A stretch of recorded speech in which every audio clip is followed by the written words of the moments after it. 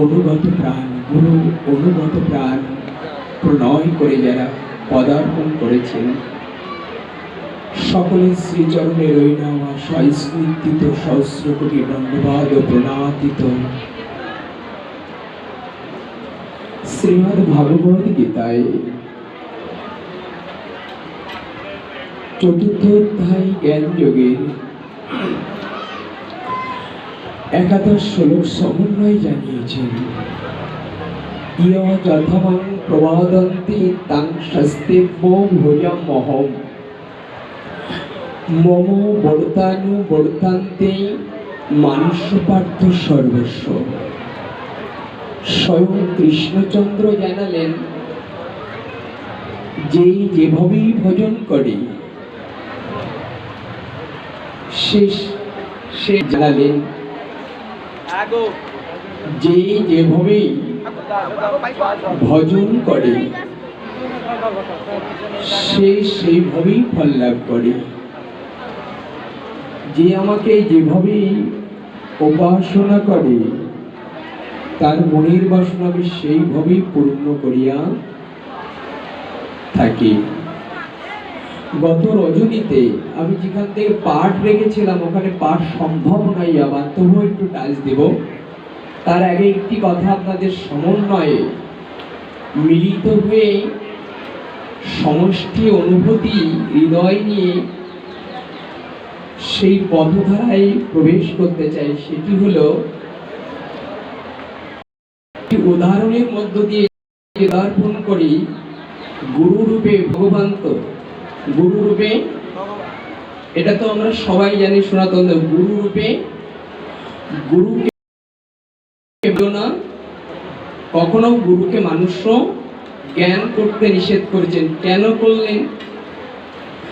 মানুষ জ্ঞান সনাতন ধর্ম গুরুকে নিষেধ করলেন কেন? তার একটাই কারণ হলো, ভগবান রূপে যদি গুরুকে সেবা করা যায়, গুরুকে ভজন করা যায়, কোনো একদিন গুরু যদি কোনো অন্য স্তরে প্রবেশ করে, ভজন করতে করতে গুরু চলে যেতে পারে, কিন্তু ভগবান বৈকুণ্ঠের ভগবান কোনোদিন গুরু রূপে এসে সেদিন ধরা দিতে পারে যে গুরু সেবা করতে পারে, সেই গর্ব। এই জন্য গুরু সেবার বিশেষ মহিমা স্তর দান করেছি, কিন্তু আমরা কতদূর শক্ত জায়গাটা একটু আস্বাদন করা দরকার। সেটি হলো, গুরুদেব স্মরণ করেছে সকল শিষ্যদেরকে। স্মরণ করলে মধ্যেখানে স্রোতস্বিনী গঙ্গা, ওই গঙ্গা সাঁতরে আসতে হবে। অল্প স্রোত, কিন্তু কোনো এক সময় দেখা গেল যেদিন গুরুদেব স্মরণ করেছে শিষ্যদেরকে, ওই দিন গঙ্গার বুকে অনেক স্রোত, ঢেউ এবং তার তাণ্ডব স্তর শুরু হয়ে গেল। গুরুদেব শিষ্যরা কিনারায় যায়, কিন্তু পার হতে, কিনারায় গিয়ে স্রোত দেখে সেখানে ওই পারে গুরুদেব আসে, আর কেউ যেতে চায় না। অনেক গুরুদেব ইশারা করে জানালেন, গুরুদেব এই খরা স্রোতে তোমার চরণ পাওয়া সম্ভব নয়। অনেক শিষ্যরা ফিরে গেলেন, কিন্তু মনোগত গুরুগত প্রাণ, ভজন নিষ্ঠা পারা প্রাণ আর বিশ্বাস অনুসরণ করে যে শিষ্য পদার্পণ করেছে গুরু নাম নিয়ে, গঙ্গা জানিয়েছেন, আমি দেখতে চেয়েছিলাম গুরুর প্রতি কাদের অত্যন্ত বিশ্বাস বা নিষ্ঠা। আমি দেখতে চাইছিলাম। কে দেখতে চেয়েছে? মা গঙ্গা। উত্তরটা একটু মিলিয়ে নিন।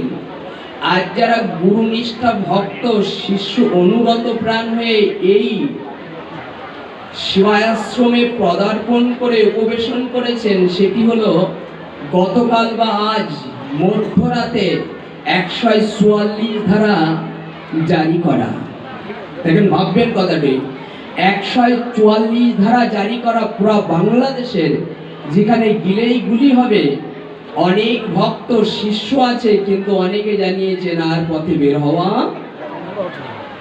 যাবে না। গুরু নিষ্ঠা প্রায় লক্ষ্য করবেন, এই অপেক্ষা করে যারা গুরুগত প্রাণ, পথে যদি একদিন মৃত্যু তো হবেই, আজ গেলেও যেতে হবে আর কাল গেলেও যেতে হবে। গুরুর চরণে যদি স্মরণ করতে দেহ ত্যাগ হয়ে যায় তবে ফিরবো না, ওই চরণ প্রাপ্ত হতে আমি চলবই চলব।